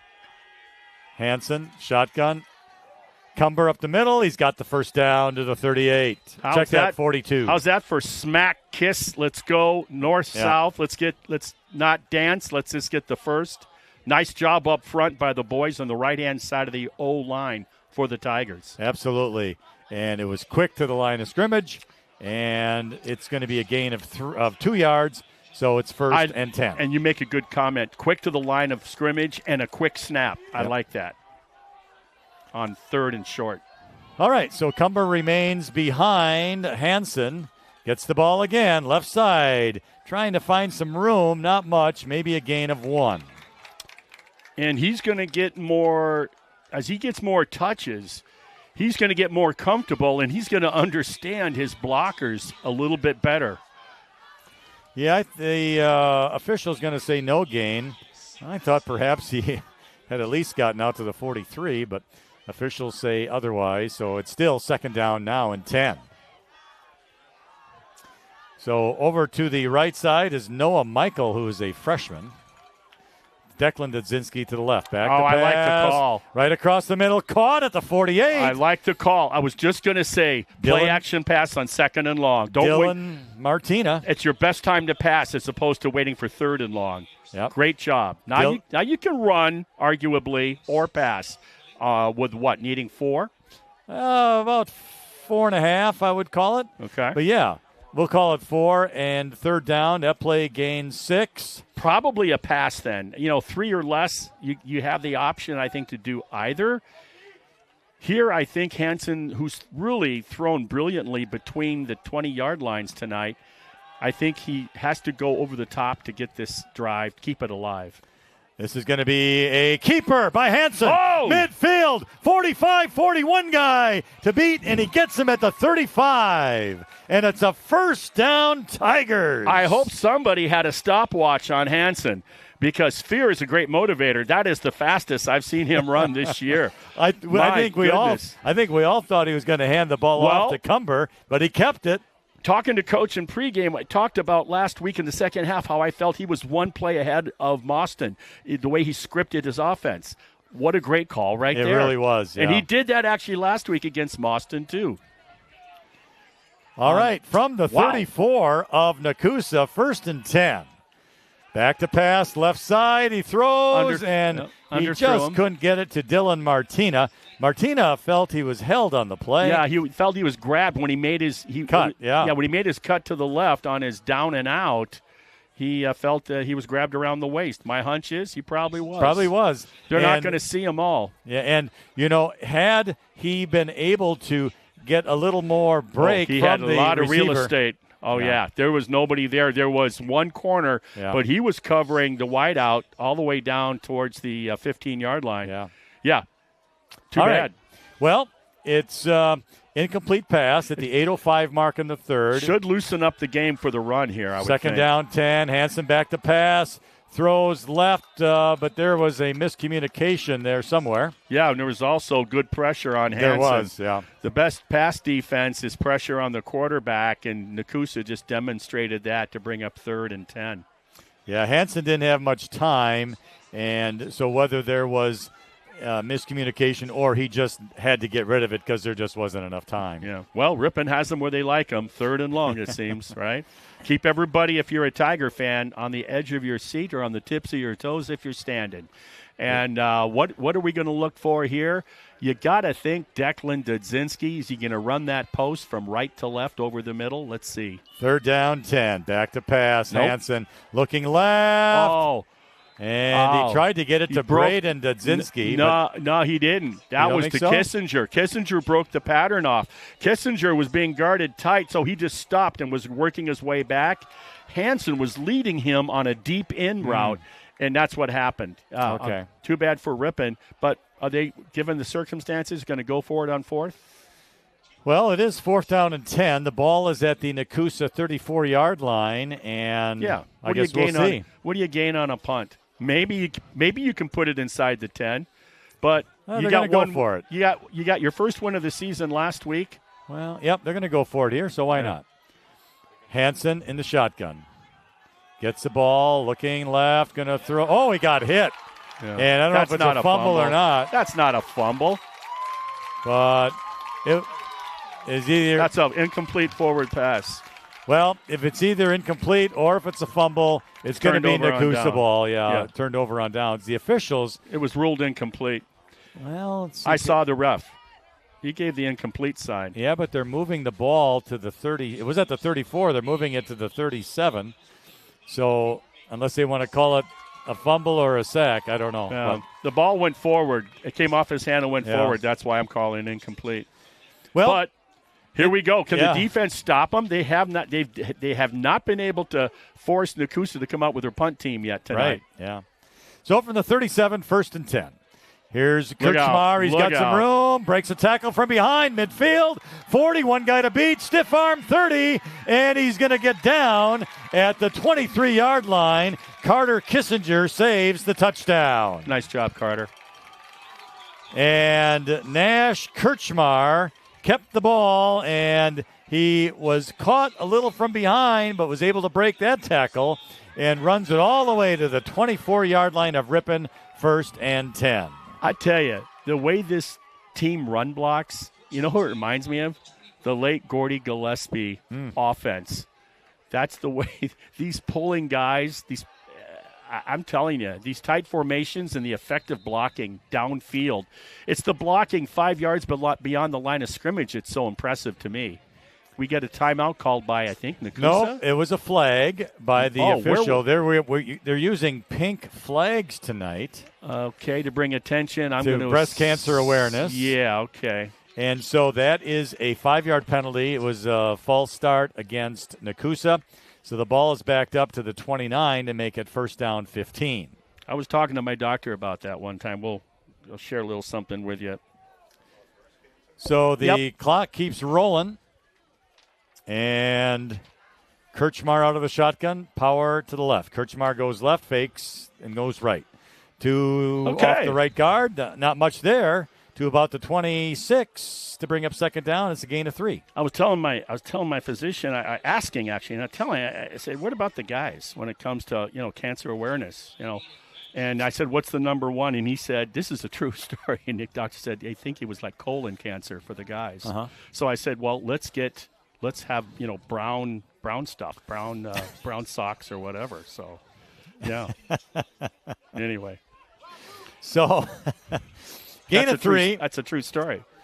From the 27, 2nd down 12. Here we go. Can they stop him again? Strong side left. Kirchmar waits the snap. Uh-oh. There's a free Got 5. It. Hands it off up the middle across the 25. He's hits a brick wall to the 22, and he goes down. So while he lunged forward, evidently he didn't break the plane, the defensive tackle for Ripon, so there was no flag. Tacklers by the Tigers were Noah Michael and Braden Dudzinski. We haven't seen this yet, where they've been able to swarm on to the ball, back-to-back plays to bring up a 3rd and long situation. I don't think we've called this situation tonight for Nekoosa, where they've had to go considerable yardage on 3rd down. And it's 3rd and 8 for the Papermakers. Strong side is the right. That's a passing formation. Kirchmar. He's going to goes keep to the right side. No. 20, 15, 10, 5, down to the 2. And he's brought down, so it'll be 1st and goal for Nekoosa. What a hole, and I would use the word scamper to describe his running. Wow. So it was a nice run there by Nash Kirchmar, the senior quarterback. Ripon could did the job on first and second down. And then that offensive line on the right side for Nekoosa turned the tables. First and goal from the 2. Strong side left.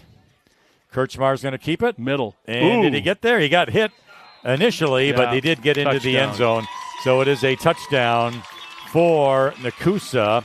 Nash Kirchmar, and I think that's his second touchdown of the evening. I'll tell you, to say that Nekoosa's game is all predicated on the running game is an understatement. And you knew that going in, that basically they're probably over 90% rush. And that's pretty impressive when the team that's coming in knows what you like to do the majority, 9 out of 10 times on offense, and they still are able to dictate the game offensively. Impressive. So, point after touchdown play now. Kirchmar hands the ball off, and once again, that's the third time tonight that Owen Hugesteger gets the conversion play, and now with 4 minutes, 43 seconds remaining in the third quarter, it is Nekoosa 30 and Ripon 6. On that conversion play just now, I talked about how I mentioned a well-coached team. I think one example of that is when you're not involved with the play, but you're supposed to do something specifically like carry out a fake. You got the guy running out of there in a full sprint, making 2 defenders for Ripon freeze and try to determine whether he still has the football or not. And it's those little things that aren't so little. So carrying out with a lot of enthusiasm, if you will, on the fakes is a big thing. The head coach for Nekoosa, we should mention his name is Derek Baker. All right, so the Papermakers will kick off now to the Tigers. 30-6. They've been able to, just like I mentioned earlier, they're just running the ball at will.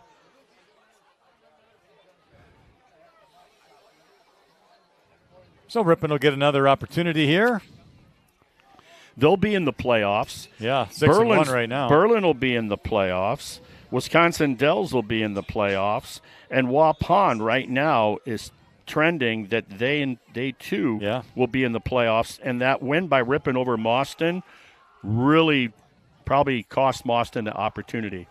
All right, so it's Vincent Mink again, bringing it up across the 30-yard line, down to about the 32 before he is brought down, and a nice return. Yeah, it is a nice return. Mink. He got out beyond the 30, and his return to start the second half was also a good one.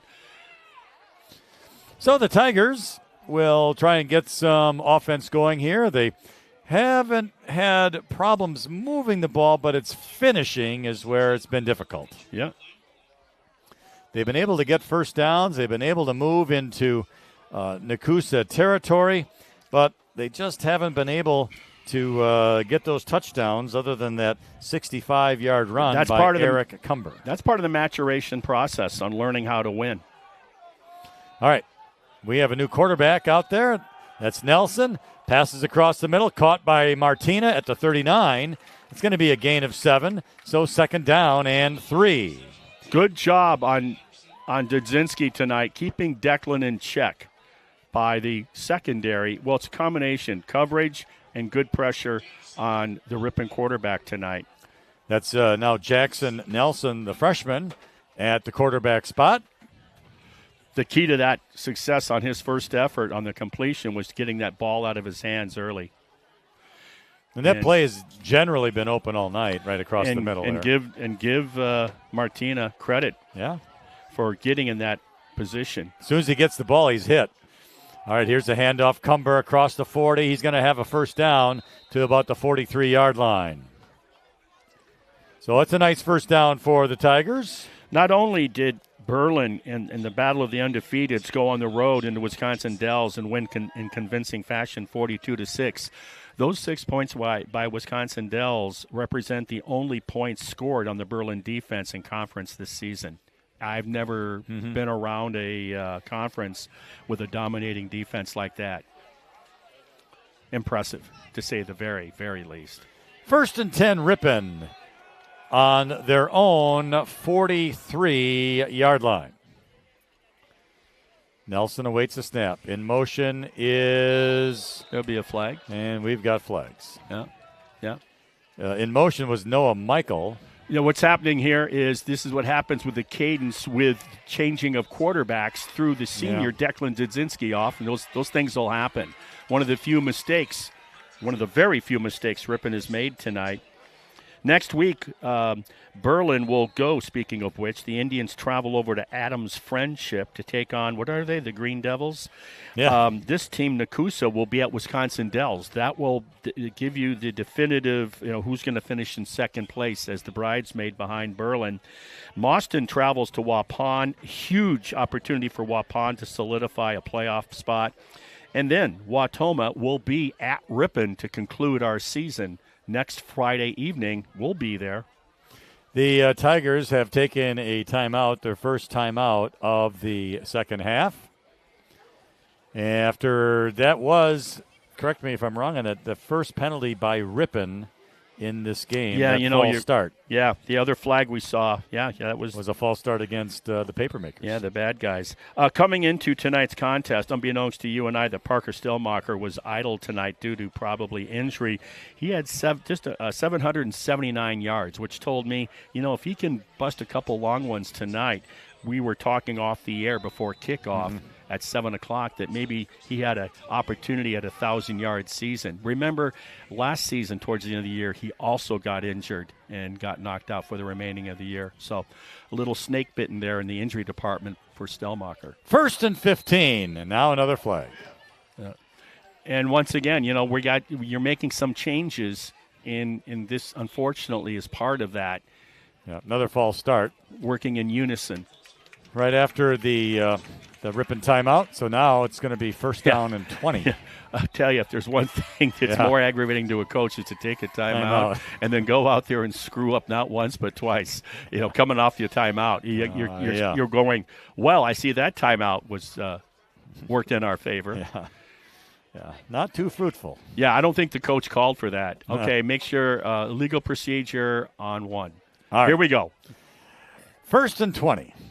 Nelson back to pass, looking to the left side. Goes up the middle, stakes off, and he's going to get a couple of yards to the 35 before he goes. Oh, we got a late flag. Yeah, it's after the play. After the play on Dylan Martina. He was thrown to the ground by the defender. Yeah. And the official saw it, and it's going to be a personal foul. Well, and it was ball. And Martina appealed to the ref, the back judge. He's going, hey, it was after the play. It was after the whistle. He threw me to the ground. It's an easy call.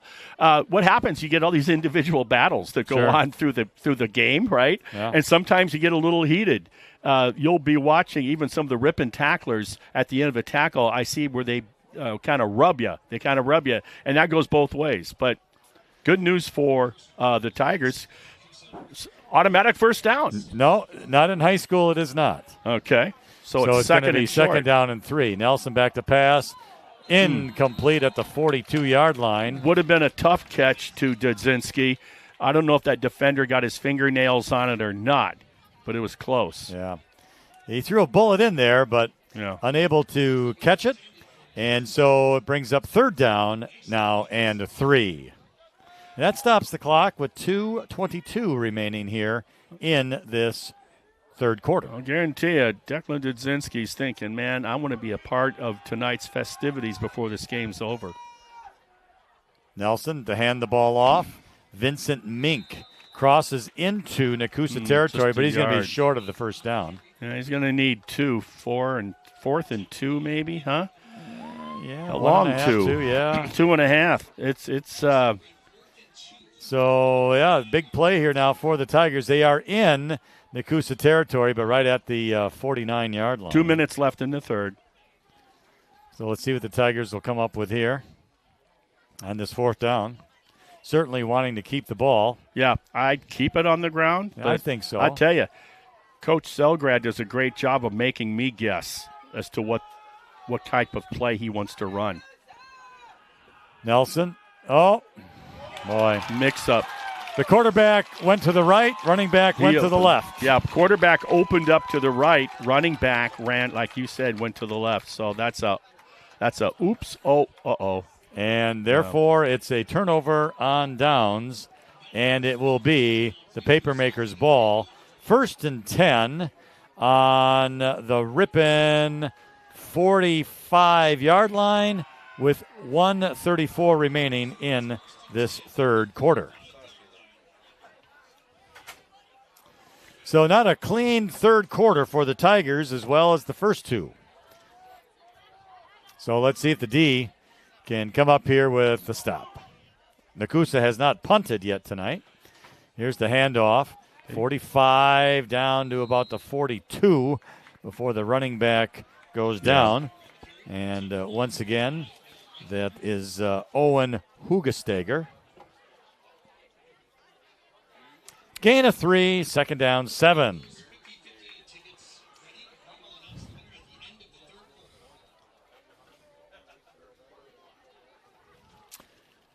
Running backs lined up strong to the left now.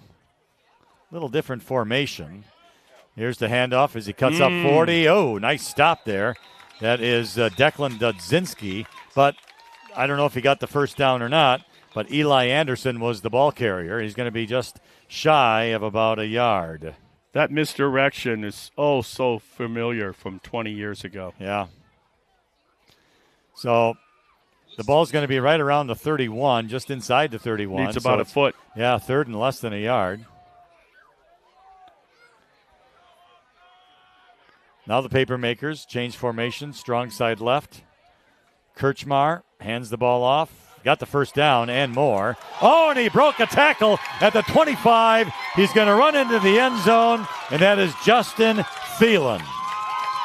What was one of the numbers I gave you before the game started? Yeah, 14. Even though I looked at 14's position, linebacker and line or something, I'm just thinking, I'm looking at the size of this kid. Yeah. Well, the Tigers just couldn't bring him down. Well, high tackles. Yeah. They're going at the shoulder pads in the helmet area.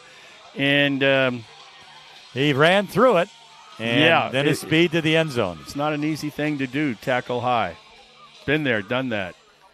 So, 15 seconds remain in this third quarter. They're going for 2, and it's good. This time, Eli Anderson with a 2-point conversion. So, that changes our score now to the Nekoosa Papermakers 38 and the Ripon Tigers 6. And the Papermakers will be kicking off to Ripon. The one thing I'm going to be most interested is to find out just what is the status of Parker Stellmacher. Yeah. Is his season concluded? Is his high school career concluded? Or are we going to see him suit up for the last game of the season at home we certainly hope so. Yeah. I think there's a lot of people that are in that camp. Yeah, right. Captain Obvious, right? Thanks, Captain Obvious. That's not where I was going with it, but I kind of like that. So the Nekoosa cheerleaders do jumping jacks to the amount of points, and they have been very busy here tonight because now they have to do 38 of them. I wonder what the numbers are that they've years they graduate. I don't know. On their legs, I'm not sure. Yeah, probably. All right, here we go. The kickoff from the 21 is the Tigers. Nice run. Declan Dudzinski is going to run it out to about the 40-yard line. So that's where Ripon will start, 1st down and 10. Man, I just don't know how these guys do it. You know, so many of them just playing both sides of the ball in special teams. Yeah, they do everything. How do you have that energy, that spurt of speed right there on that kickoff return, get out to the 40? You were just out there as a wide receiver of all positions. Yeah, I would think both Saturdays and Sunday afternoons are meant for napping. Well, and healing. Yeah, because you get a lot of bumps and bruises.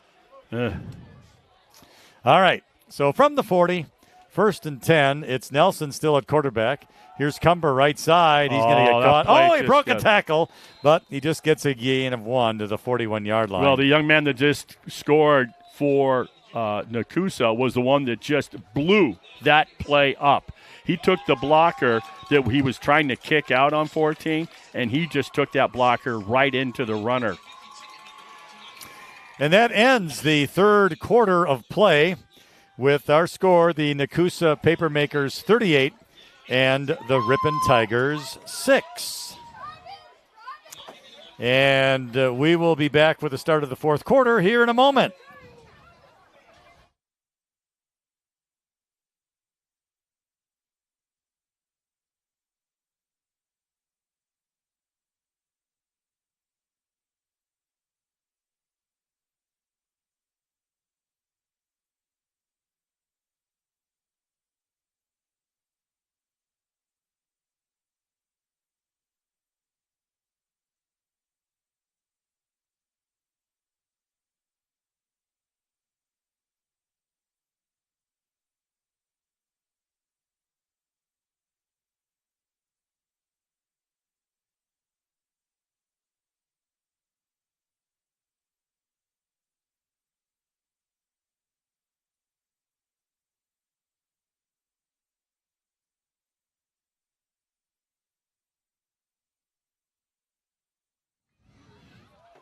And welcome back to Nekoosa. It's the Nekoosa Port Edward State Bank Field.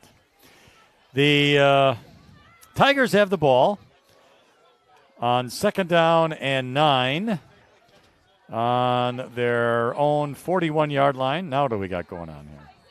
The officials are looking up here to the scoreboard box. And there we go. Tell me what's going on. They had the clock set up for a 15-minute quarter, but in high school it's only 12. Well, we're having so much time out there. Such a delightful time. Nelson back to pass, and is it caught? Incomplete. Dylan Martina had a hand on it, but couldn't bring it down at around the Nekoosa 35-yard line. So that'll bring up 3rd down and 9 for the Tigers. Ball's over at the right hash. So glad that you joined us watching and listening here on the Ripon channel. We certainly do appreciate it. Marty Ernzer, I'm Lynn Krause. And you're not. And here we go. Saturday Night Live. 3rd and 9. Nelson back to pass. Cross the middle. Almost. In and out of the hands of the receiver. He had to climb. Yeah, he had to climb to catch that. Thrown just a little high to Dylan Martina. It was catchable. And that'll bring up 4th down. But not an easy one, to say the least. That puts you on top 10 ESPN plays. He gets that with his fingernails and brings it down. He was also well covered, but yeah, he was. But he used his body to screen the guy off. So, yeah, too bad. All right, so Carter Kissinger will be in punt formation. Hasn't been a lot of punting tonight, folks. Ripon was in punt formation in the first half and did a beautiful fake that got a nice 1st down. That's a decent punt. A floater. Taken at the 30. Oh, he gets double-teamed immediately. Yeah, Cumber there, number 4, one of them. Yeah, and then the other one is going to be Vincent Mink, number 10. Yeah. So right at the 30. They were talking in the huddle. I'll meet you at the punt returner on 2. At the 30-yard line, and that's what they did. They hit him hard. He hung on to the ball.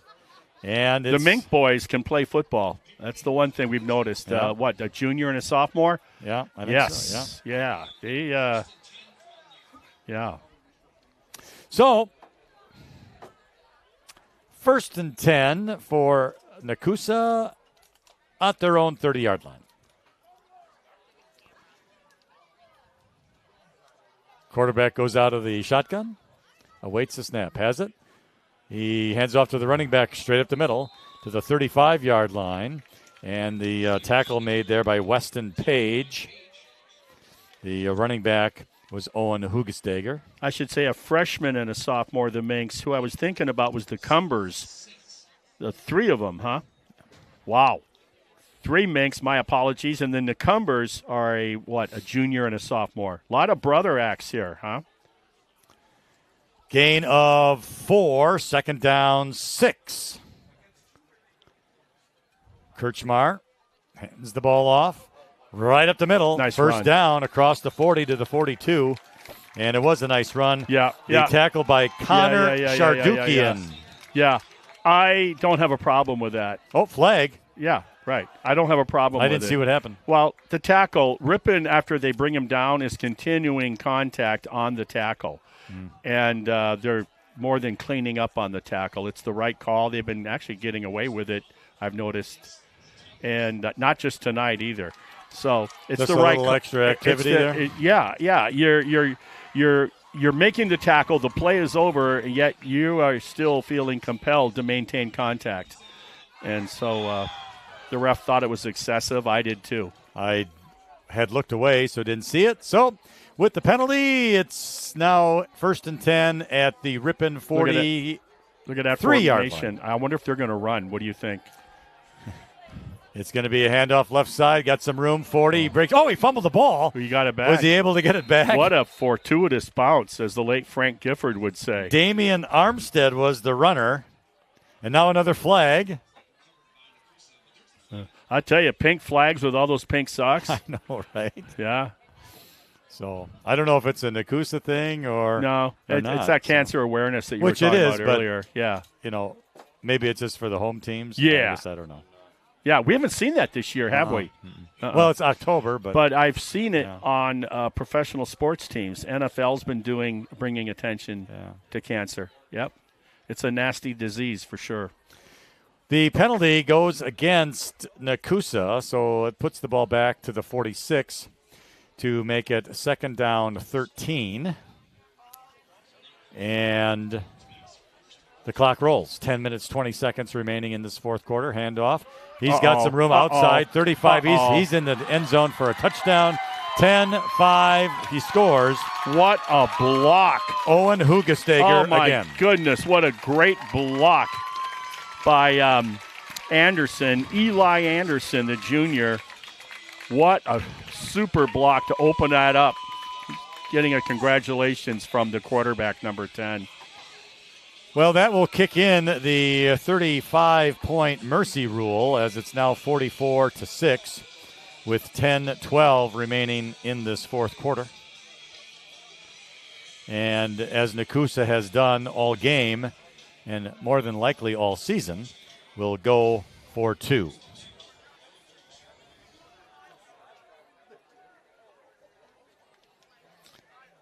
Quarterback's under center. That's Kirchmar. Waits the snap. And he's going to hand it off. And it's good to Damian Armstead. So with the 2-point conversion, it's now Nekoosa 46 and Ripon 6. Yeah, the ground round, if you will, the running game of the Papermakers. We knew about their reputation, and they certainly didn't disappoint. And this is a team that had close to 1,000 yards of offense not playing tonight. Yeah. And if you want to talk about a program with a system, and what they did have is their offensive line. Yeah. And they have some depth. And you look at the numbers. You have an offensive line, and you don't have to be an all-conference running back to be successful behind a good high school, small-town offensive line. So, and then the poor Nekoosa cheerleaders now having to do 46 jumping jacks. Well, their cardio, I bet you their heartbeat is about what? I'm going to say 11 beats per minute. Yeah, these guys, zero body fat and probably could be Navy SEALs. All right, here comes the kickoff. And it's going to be taken by Dudzinski at the 20, 25-30, and out of bounds he goes. And the clock will be rolling here. And Ripon will have it 1st down and 10 at their own 32, I believe. Yep, 32-yard line. So let's see who's back at quarterback. It'll be Jackson Nelson. Oh, I wanted to talk about, too, after this play, what we can do about it. Hey, Ripon's doing a great job at Webster's. There's a semi-truck down there from 8 a.m. to 8 p.m. You can bring down donations, paper goods, hygiene products, and cleaning products to go down south. They're shipping. Or you can do a cash donation, which is being matched up to $10,000 by Alliance Laundry. Nelson to hand off to Cumber. He cuts up. He crosses the 35. Good, tough run by Eric Cumber. Good way to describe it. When he squared his pads to the line of scrimmage, looked more like a fullback than a running back or a halfback. Yeah, so they're doing that. That was today, 8 a.m. to 8 p.m. tomorrow, and then the same on Sunday. That's semi. And they might end up getting 2 trucks being donated by a local trucking firm, and they'll head down south with those supplies with, like I said, hygiene products, paper products, and cleaning products. Gain of 5, 2nd and 5. Nelson back to pass, looking left, and it's caught. Declan Dudzinski at the Nekoosa 45. Talked earlier about Declan hasn't been part of the offense tonight. They've done a nice job of keeping him at bay.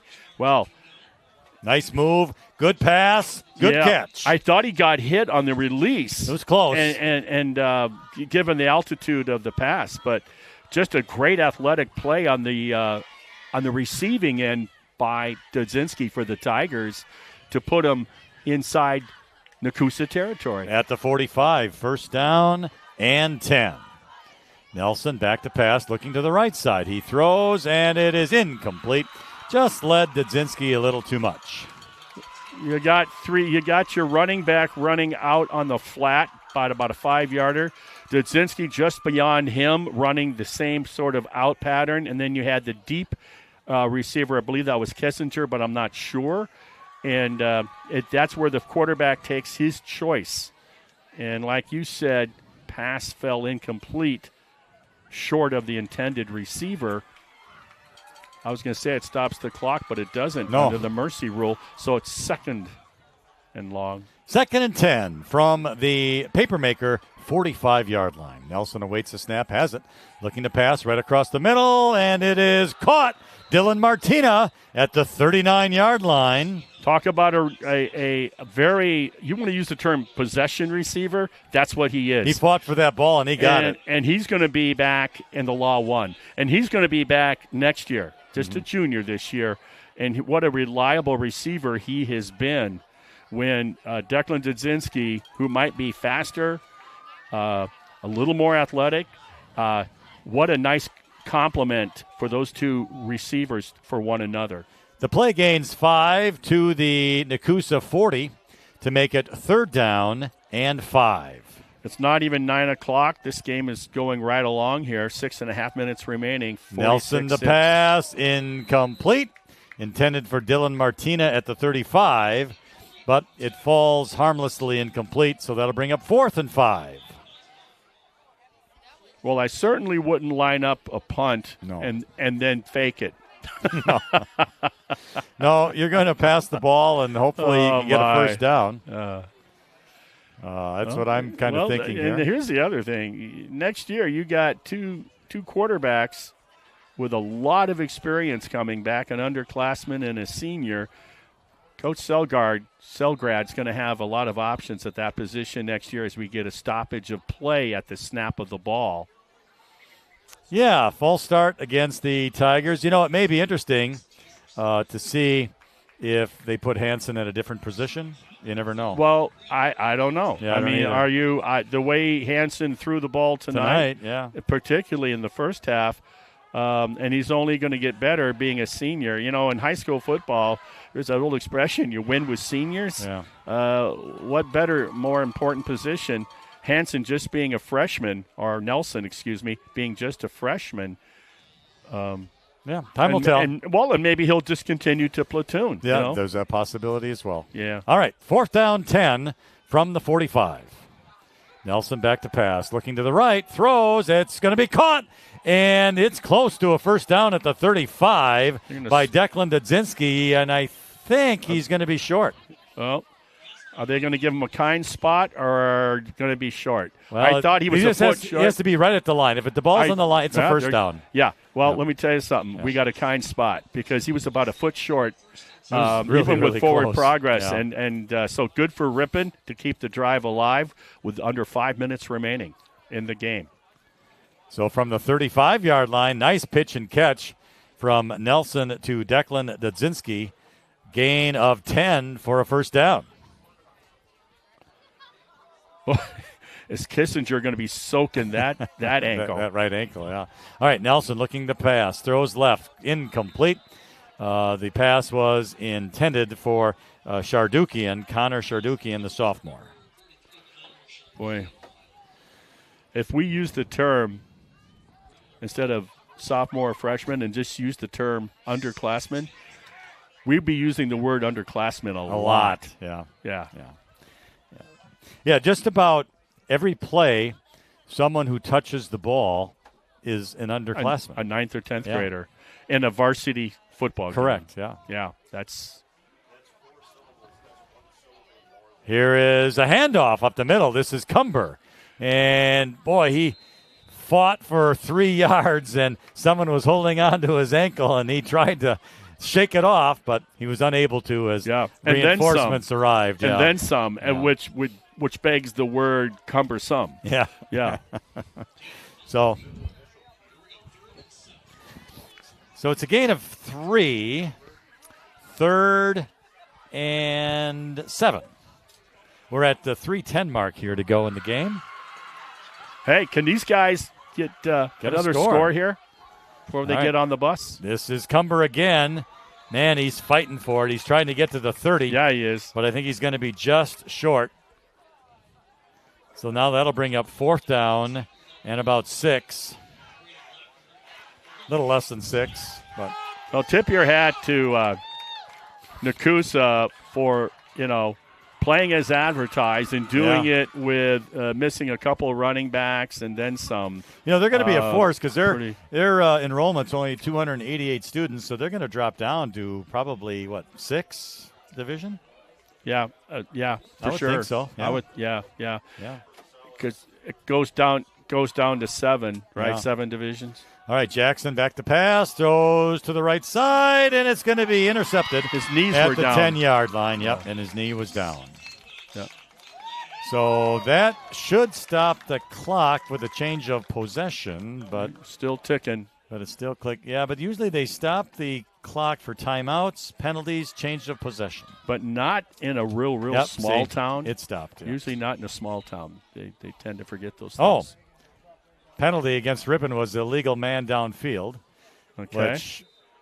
Which is interesting. Nekoosa's normally, decline it, so. normally the illegal man downfield.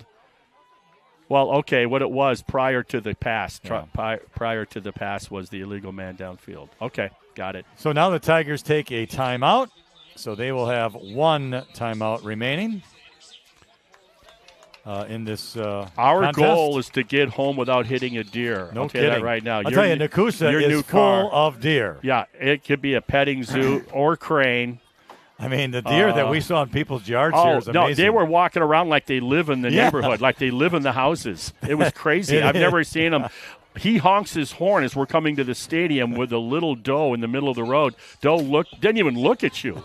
Man, the doe said, "You know what?" He lifted a paw. Yeah, he lifted his hoof. Deers have hooves, not paws. You're not going to get the job on that nature show, Lynn. I am not. No. he lifted a hoof and he showed it to me. Yeah, no, there were deer everywhere. And talking to our executive producer, Riley Eisnagel, those guys were looking out cranes, sandhill cranes all over the place. It was Wild Kingdom before we got to the stadium. True story. It absolutely was. We drove around the town, and I'll tell you what, the Halloween displays in this town, too, is something else. Oh, my goodness. That one house, the yard. Yeah, it was just full. You thought you were at a huge cemetery, a military cemetery. All right, so Nekoosa with a handoff. They begin 1st and 10 at their own 10-yard line, and the Tigers hold the running back to a gain of about 1. Let me give you the name of the running back. I didn't see the tackler, but the running back is Fletcher Brock. He's a junior. Looks like the quarterback here is 90 seconds, Lind, left in the game. 90 seconds, yep. Eli Anderson. Where's number 6? He's a junior. Our last road football high school game of the season here. Yeah. All right, here's the handoff off to the right side, Nice and job. he's run down from behind. Good job by the Tiger tackler out there, and I think that's Braden Dudzinski. I've never seen such high tackling in high school football, I've noticed this season, where you go up high in the helmet shoulder pad area, try to put him in the strangler headlock and wrestle him down to the turf. I'm not used to that. You know, these guys coming in high tackles. 3rd down, 9. Yes, and the other highlight was my picture taken at the landmark of the Strangler. Yes, here in town. Nekoosa. A 5-time world champion, 1920. Uh-oh. Right, here's the handoff up the middle, and Good the running tackle. back has the first down. Again, Fletcher Brock out to the 20-yard line. That was good tackle by Braden Dudzinski, I believe, 22. And that Nice should do it. Yep. It is a long way home, but watch out for the Bambis out there. So we're going to be at you next Friday night. We will be. To wrap up our regular football, WIA football season. The Tigers lose this game by a score of 46-6. The touchdown for Ripon was a 65-yard touchdown run by Eric Cumber.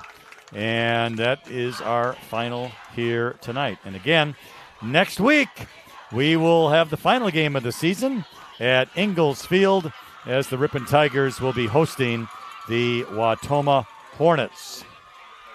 So we thank you to our production crew up here in the booth. And for Marty Ernzer, I'm Lynn Krause. And we thank you for watching and for listening. And our final score again, Nekoosa Papermakers 46, Ripon Tigers 6. You have been watching and listening to Ripon Tigers football on the Ripon Channel.